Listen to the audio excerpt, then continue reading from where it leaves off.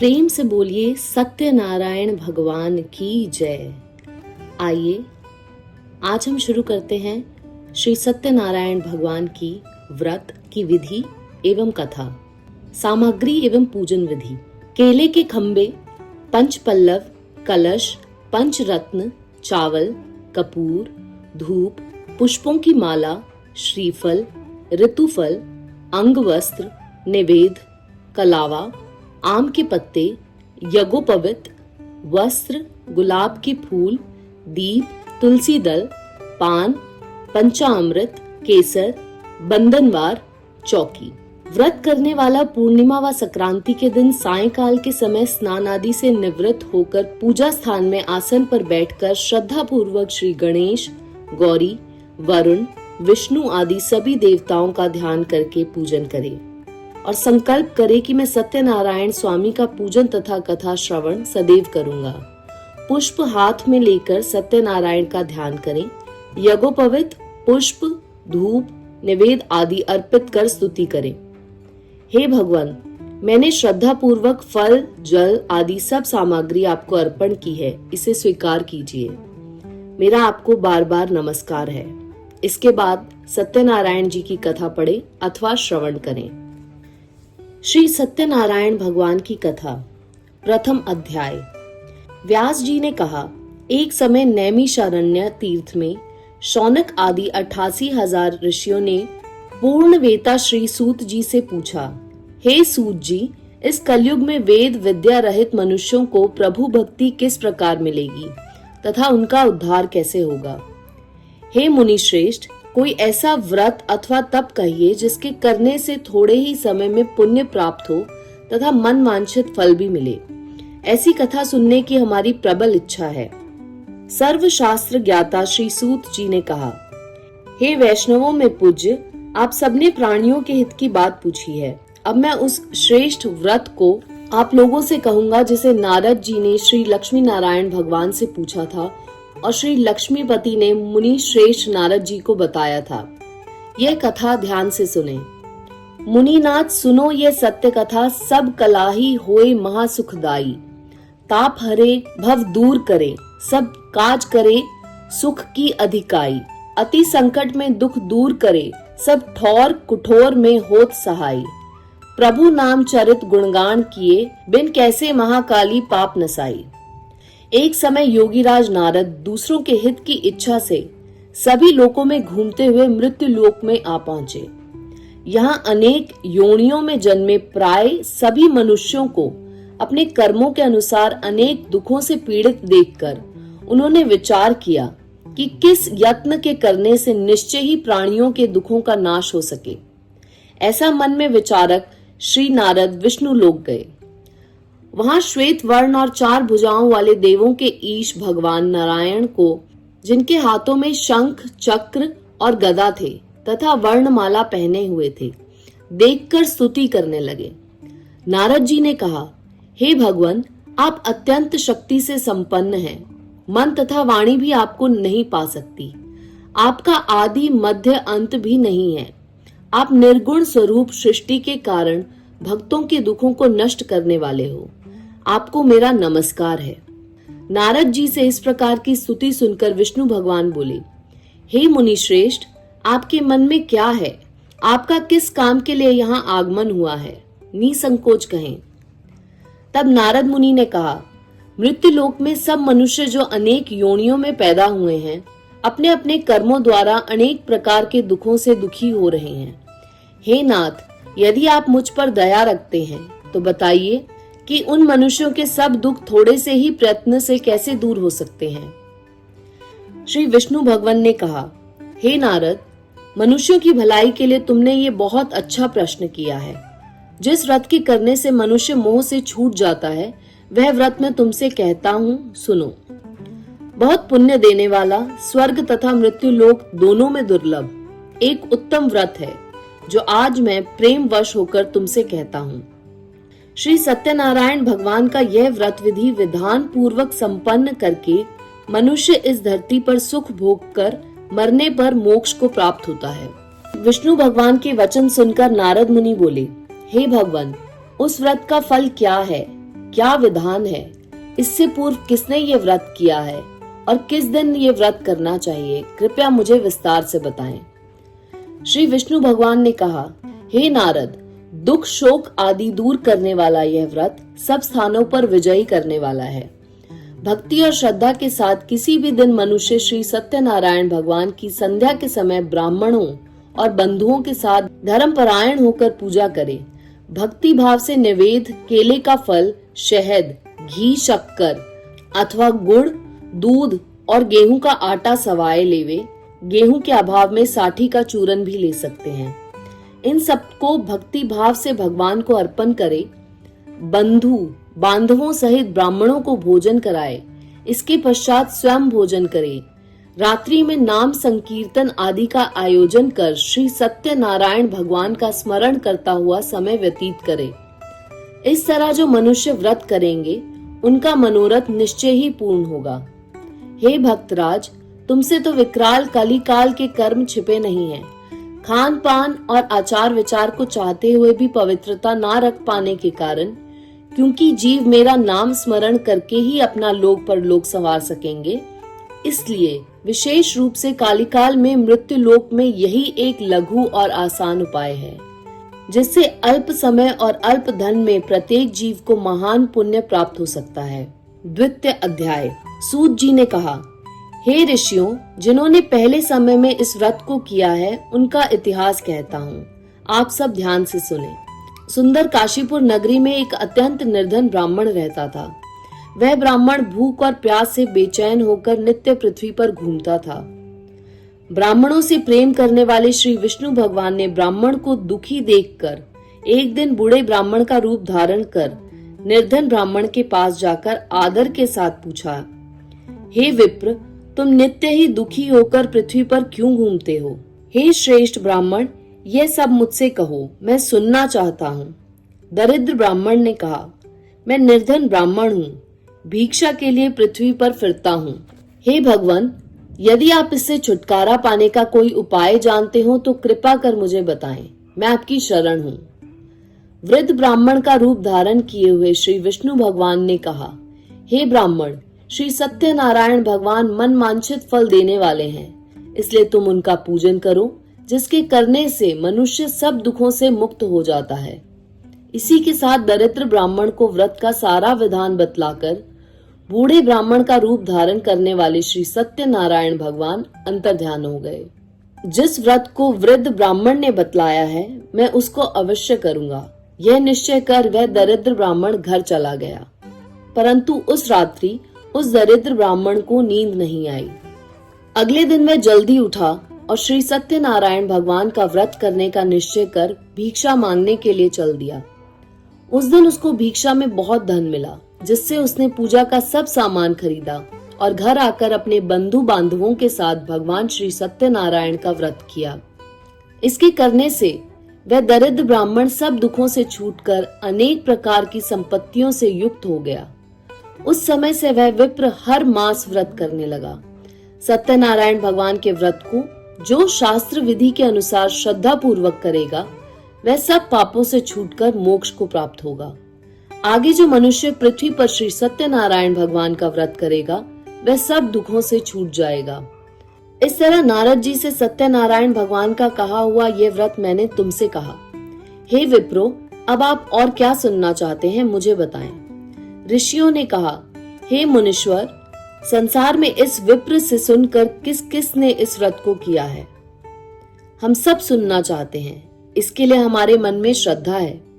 श्री सूत जी ने कहा, हे मुनियों, जिस जिस प्राणी ने इस व्रत को किया है उन सबकी कथा सुनो। एक समय वह ब्राह्मण धन और ऐश्वर्य के अनुसार बंधु बांधवों के साथ अपने घर पर व्रत कर रहा था। उसी समय एक लकड़ी बेचने वाला बूढ़ा व्यक्ति वहां आया। उसने सिर पर रखा लकड़ियों का गट्ठर बाहर रख दिया और विप्र के मकान में चला गया। प्यास से दुखी लक्कड़हारे ने विप्र को व्रत करते देखा। वह प्यास को भूल गया। उसने विप्र को नमस्कार किया और पूछा, हे विप्र, आप ये किसका पूजन कर रहे हैं? इस व्रत को करने से क्या फल मिलता है? कृपया करके मुझे बताएं। ब्राह्मण ने कहा, सब मनोकामनाओं को पूरा करने वाला यह श्री सत्यनारायण भगवान का व्रत है। इनकी ही कृपा से मेरे यहाँ धन धान्य आदि की वृद्धि हुई है। विप्र से इस व्रत के बारे में जानकर वह लक्कड़हारा बहुत प्रसन्न हुआ। भगवान का चरणामृत ले और भोजन करने के बाद वह अपने घर को चला गया। अगले दिन लक्कड़हारे ने अपने मन में संकल्प किया कि आज गांव में लकड़ी बेचने से जो धन मिलेगा उसी से भगवान सत्यनारायण का उत्तम व्रत करूंगा। यह मन में विचार कर वह लक्कड़हारा लकड़ियों का गट्ठर अपने सिर पर रखकर जिस नगर में धनवान लोग रहते थे ऐसे सुंदर नगर में गया। उस दिन उसे उन लकड़ियों का दाम पहले दिनों से चौगुना मिला। तब वह बूढ़ा लक्कड़हारा अति प्रसन्न हुआ।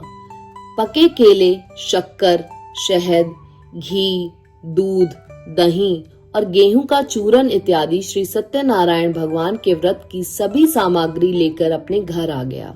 फिर उसने अपने बंधु बांधवों को बुलाकर विधि विधान के साथ भगवान का पूजन और व्रत किया।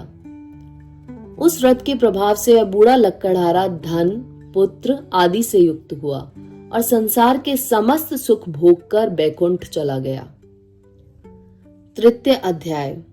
श्री सूत जी ने कहा, हे श्रेष्ठ मुनियों, अब आगे की एक कथा कहता हूं। पूर्व काल में उल्कामुख नाम का एक महान बुद्धिमान राजा था। वह सत्य वक्ता और जितेंद्रिय था। प्रतिदिन देव स्थानों पर जाता तथा गरीबों को धन देकर उनके कष्ट दूर करता था। उसकी पत्नी कमल के समान मुख वाली और सती साध्वी थी। भद्रशिला नदी के तट पर उन दोनों ने श्री सत्यनारायण भगवान का व्रत किया। उस समय वहां साधु नामक एक वैश्य आया। उसके पास व्यापार के लिए बहुत सा धन था। वह वैश्य नाव को किनारे पर ठहराकर राजा के पास आया। राजा को व्रत करते हुए देखकर उसने विनय के साथ पूछा, हे राजन, भक्ति युक्त चित्त से यह आप क्या कर रहे हैं? मेरी सुनने की इच्छा है, कृपया आप मुझे भी बताइए। महाराज उल्कामुख ने कहा, हे साधु वैश्य, मैं अपने बंधु बांधवों के साथ पुत्रादि की प्राप्ति के लिए महाशक्तिमान सत्यनारायण भगवान का व्रत व पूजन कर रहा हूँ। राजा के वचन सुनकर साधु नामक वैश्य ने आदर से कहा, हे राजन, मुझे भी इसका सब विधान बताएं। मैं भी आपके कथा अनुसार इस व्रत को करूंगा। मेरी भी कोई संतान नहीं है। मुझे विश्वास है इससे निश्चय ही मेरी भी संतान होगी। राजा से सब विधान सुन व्यापार से निवृत्त हो वह वैश्य आनंद के साथ अपने घर आया। वैश्य ने अपनी पत्नी से संतान देने वाले उस व्रत का समाचार सुनाया और प्रण किया कि जब मेरी संतान होगी तब मैं इस व्रत को करूंगा। साधु ने यह वचन अपनी पत्नी लीलावती से भी कहे। एक दिन उसकी पत्नी नीलावती आनंदित हो सांसारिक धर्म में प्रवृत्त होकर श्री सत्यनारायण भगवान की कृपा से गर्भवती हो गई। 10वें महीने में उसने एक सुंदर कन्या को जन्म दिया। दिनों दिन वह कन्या इस तरह बढ़ने लगी जैसे शुक्ल पक्ष का चंद्रमा बढ़ता है। कन्या का नाम कलावती रखा गया। तब लीलावती ने मीठे शब्दों में अपने पति को स्मरण दिलाया कि आपने जो भगवान का व्रत करने का संकल्प किया था, अब आप उसे पूरा करिए। साधु वैश्य ने कहा, हे प्रिय, मैं अपने कन्या के विवाह पर इस व्रत को करूंगा। इस प्रकार अपनी पत्नी को आश्वासन दे वह व्यापार करने चला गया। कलावती पितृगृह में वृद्धि को प्राप्त हो गई। लौटने पर साधु ने जब नगर में सखियों के साथ अपनी पुत्री को खेलते देखा तो दूत को बुलाकर कहा कि उसकी पुत्री के लिए कोई सुयोग्य वर देखकर लाओ। साधु नामक वैश्य की आज्ञा पाकर दूत कंचन नगर पहुंचा और खोज कर और देखभाल कर वैश्य की लड़की के लिए एक सुयोग्य वाणिक पुत्र ले आया। उस सुयोग्य लड़के को देखकर साधु नामक वैश्य ने अपने बंधु बांधवों सहित प्रसन्न चित्त होकर अपनी पुत्री का विवाह उसके साथ कर दिया। दुर्भाग्य से वह विवाह के समय भी सत्यनारायण भगवान का व्रत करना भूल गया। इस पर श्री भगवान क्रोधित हो गए।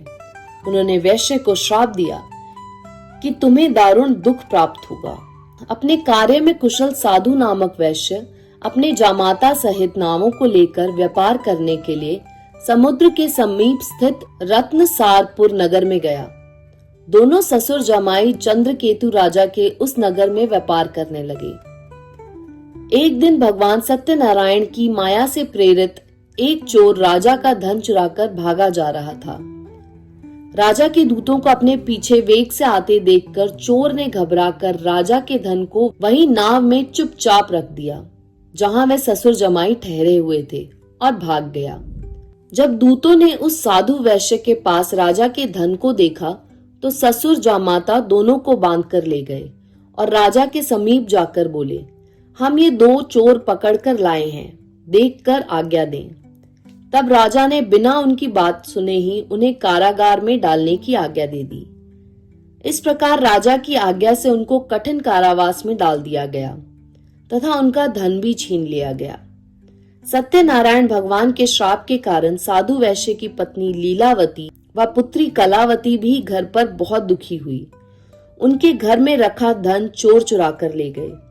शारीरिक व मानसिक पीड़ा तथा भूख प्यास से अति दुखित हो भोजन की चिंता में कलावती कन्या एक ब्राह्मण के घर गई। उसने ब्राह्मण को श्री सत्यनारायण भगवान का व्रत करते देखा।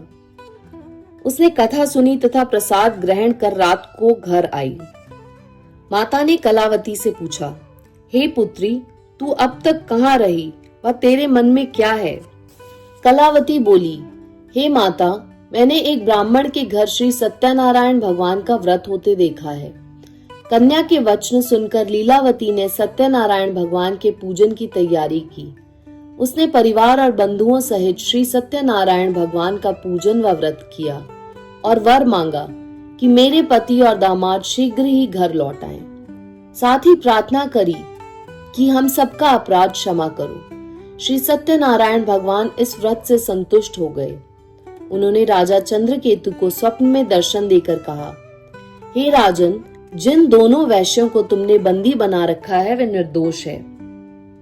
उन्हें प्रातः ही छोड़ दो। उनका सब धन जो तुमने ग्रहण किया है लौटा दो, अन्यथा मैं तेरा धन, राज्य, पुत्र आदि सब नष्ट कर दूंगा। राजा से ऐसा वचन कहकर भगवान अंतर्ध्यान हो गए। प्रातःकाल राजा चंद्रकेतु ने सभा में सबको अपना स्वप्न सुनाया और सैनिकों को आज्ञा दी कि दोनों वाणिक पुत्रों को कैद से मुक्त कर सभा में लाया जाए। दोनों ने आते ही राजा को प्रणाम किया। राजा ने कोमल वचनों में कहा, हे महानुभावों, तुम्हें भावी वर्ष ऐसा कठिन दुख प्राप्त हुआ है। अब तुम्हें कोई भय नहीं है, तुम मुक्त हो। इसके बाद राजा ने उनको नए नए वस्त्र आभूषण पहनवाए तथा उनका जितना धन लिया था उससे दूना लौटाकर आदर से विदा किया। दोनों वैश्य अपने घर को चल दिए। चतुर्थ अध्याय। श्री सूत जी ने आगे कहा, वैश्य ने मंगल आचार्य करके यात्रा आरंभ की और अपने नगर को चला। उनके थोड़ी दूर आगे बढ़ने पर दंडी वेशधारी श्री सत्यनारायण भगवान ने उससे पूछा, हे साधु, तेरी नाव में क्या है? अभिमानी वाणिक हंसता हुआ बोला, हे दंडी, आप क्यों पूछते हो? क्या धन लेने की इच्छा है? मेरी नाव में तो बेल के पत्ते भरे हैं। वैश्य का कठोर वचन सुनकर दंडी वेशधारी श्री सत्यनारायण भगवान ने कहा, तुम्हारा वचन सत्य हो। ऐसा कहकर वह वहां से चले गए और कुछ दूर जाकर समुद्र के किनारे बैठ गए। दंडी महाराज के जाने के पश्चात वैश्य ने नित्य क्रिया से निवृत्त होने के बाद नाव को ऊंची उठी देखकर अचंभा किया तथा नाव में बेल पत्ते आदि देखकर मूर्छित हो जमीन पर गिर पड़ा। मूर्छा खुलने पर अत्यंत शोक प्रकट करने लगा। तब उसके जमाता ने कहा, आप शोक न करें, यह दंडी महाराज का श्राप है, अतः उनकी शरण में ही चलना चाहिए, तभी हमारी मनोकामना पूरी होगी। जमाता के वचन सुनकर वह साधु नामक वैश्य साधु महाराज के पास पहुंचा और अत्यंत भक्ति भाव से प्रणाम करके बोला, मैंने जो आपसे असत्य वचन कहे थे उसके लिए मुझे क्षमा करें। ऐसा कहकर महान शोकातुर होकर रोने लगा। तब दंडी भगवान बोले, हे वाणिक पुत्र, मेरी आज्ञा से बार बार तुझे दुख प्राप्त हुआ है, तू मेरी पूजा से विमुख हुआ है। साधु नामक वैश्य ने कहा, हे भगवान, आपकी माया से ब्रह्मा आदि देवता भी आपके रूप को नहीं जान पाते, तब मैं अज्ञानी भला कैसे जान सकता हूँ? आप प्रसन्न होइए, मैं अपनी सामर्थ्य के अनुसार आपकी पूजा करूंगा। मेरी रक्षा करो और पहले के समान मेरी नौका को धन से पूर्ण कर दो।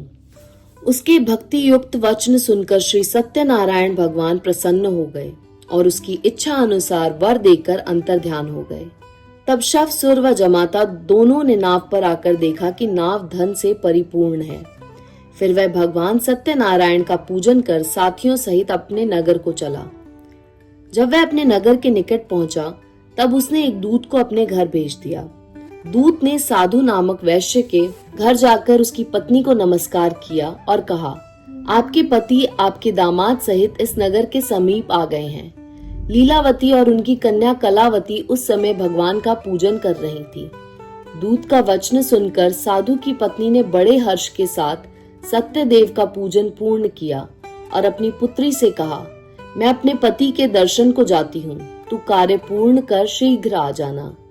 परंतु कलावती पूजन एवं प्रसाद छोड़कर अपने पति के दर्शन के लिए चली गई। प्रसाद की अवज्ञा के कारण सत्यदेव ने रुष्ट हो उसके पति को नाव सहित पानी में डुबा दिया। कलावती अपने पति को ना देखकर रोती हुई जमीन पर गिर गई। नौका को डूबा हुआ तथा कन्या को रोती हुई देख साधु नामक वैश्य दुखित हो बोला, हे प्रभु, मुझसे या मेरे परिवार से जो भूल हुई है उसे क्षमा करो। उसके दीन वचन सुनकर सत्यदेव भगवान प्रसन्न हो गए। आकाशवाणी हुई, हे वैश्य, तेरी कन्या मेरा प्रसाद छोड़कर आई है, इसलिए इसका पति अदृश्य हुआ है। यदि वह घर जाकर प्रसाद खाकर लौटे तो इसका पति अवश्य मिलेगा। आकाशवाणी सुनकर कलावती ने घर पहुंचकर प्रसाद खाया और फिर आकर अपने पति के दर्शन किए। तत्पश्चात साधु वैश्य ने वही बंधु बांधवों के सहित सत्यदेव का विधि पूर्वक पूजन किया। वह इस लोक का सुख भोग कर अंत में स्वर्गलोक को गया। पंचम अध्याय। श्री सूत जी ने आगे कहा, हे ऋषियों, मैं एक और भी कथा कहता हूँ, सुनो। प्रजा पालन में लीन तुंगध्वज नाम का एक राजा था। उसने भगवान सत्यदेव का प्रसाद त्याग कर बहुत दुख पाया। एक समय राजा वन में वन्य पशुओं को मारकर बड़ के वृक्ष के नीचे आया। वहां उसने ग्वालों को भक्ति भाव से बंधु बांधवों सहित श्री सत्यनारायण जी का पूजन करते देखा। परंतु राजा देखकर भी अभिमानवश ना तो वहां गया और ना ही सत्यदेव भगवान को नमस्कार ही किया। जब ग्वालों ने भगवान का प्रसाद उसके सामने रखा तो वह प्रसाद त्याग कर अपने नगर को चला गया। नगर में पहुंचकर उसने देखा कि उसका सब कुछ नष्ट हो गया है। वह समझ गया कि यह सब भगवान सत्यदेव ने ही किया है। तब वह उसी स्थान पर वापस आया और ग्वालों के समीप गया और विधि पूर्वक पूजन कर प्रसाद खाया तो सत्यनारायण की कृपा से सब कुछ पहले जैसा ही हो गया और दीर्घ काल तथा सुख भोग कर मरने पर स्वर्ग लोक को चला गया। जो मनुष्य इस परम दुर्लभ व्रत को करेगा, श्री सत्यनारायण भगवान की कृपा से उसे धन धान्य की प्राप्ति होगी। बंदी बंधन से मुक्त होकर निर्भय हो जाता है। संतानहीन को संतान प्राप्त होती है तथा सब मनोरथ पूर्ण होकर अंत में वह बैकुंठ धाम को जाता है। जिन्होंने पहले इस व्रत को किया, अब उनके दूसरे जन्म की कथा भी सुनिए। शतानंद नामक वृद्ध ब्राह्मण ने यह व्रत किया, जिसने सुदामा के रूप में जन्म लेकर श्री कृष्ण की भक्ति कर मोक्ष प्राप्त किया। उल्का मुख नाम के महाराज इस व्रत के पुण्य से राजा दशरथ बने और श्री रंगनाथ का पूजन कर मृत्यु के बाद बैकुंठ लोक को प्राप्त हुए। साधु नाम के वैश्य ने सत्य प्रतिज्ञ राजा मोरध्वज बनकर अपने पुत्र को ओर से चीर कर मोक्ष प्राप्त किया। वह भी इसी व्रत का फल था। इसी तरह महाराज तुंगध्वज स्वयं भू मनु हुए, जिन्होंने बहुत से लोगों को भगवान की भक्ति में लीन कर मोक्ष प्राप्त किया। लक्कड़हारा भील अगले जन्म में गुह नामक निषाद राजा हुआ, जिसने भगवान राम के चरणों की सेवा कर मोक्ष प्राप्त किया। बोलिए सत्यनारायण भगवान की जय। आरती श्री सत्यनारायण जी की। जय लक्ष्मी रमना स्वामी, जय लक्ष्मी रमना। सत्यनारायण स्वामी जनपातक हरिणा।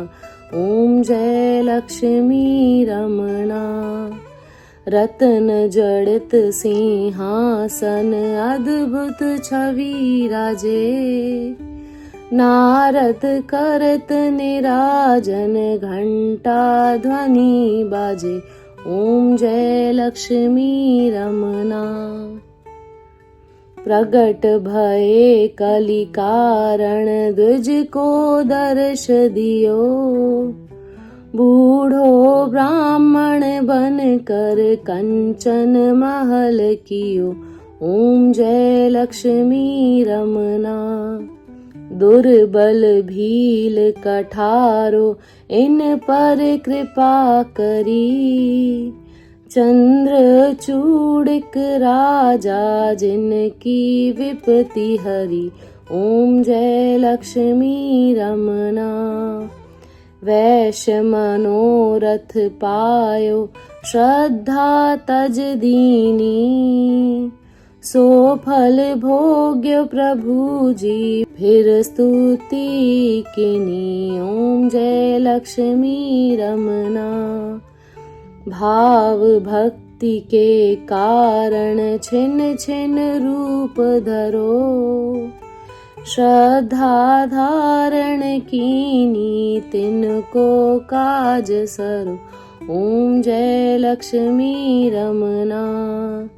ग्वाल बाल संग राजा वन में भक्ति करी, मन वांछित फल दीनो दीन दयाल हरि, ओम जय लक्ष्मी रमना। चढ़त प्रसाद सवाया कदली फल सेवा, धूप दीप तुलसी से राजी सतदेवा, ओम जय लक्ष्मी रमना। श्री सत्यनारायण जी की आरती जो कोई नर गावे, कहत शिवानंद स्वामी मनवांछित फल पावे, ओम जय लक्ष्मी रमना। ओम जय लक्ष्मी रमना। सब बोलो सत्यनारायण भगवान की जय। हम सत्यनारायण भगवान से प्रार्थना करते हैं कि वे सबके दुख हरें और सबको मनवांछित फल दें। यदि आपको ये कथा पसंद आई हो तो चैनल को सब्सक्राइब करना ना भूलें। धन्यवाद।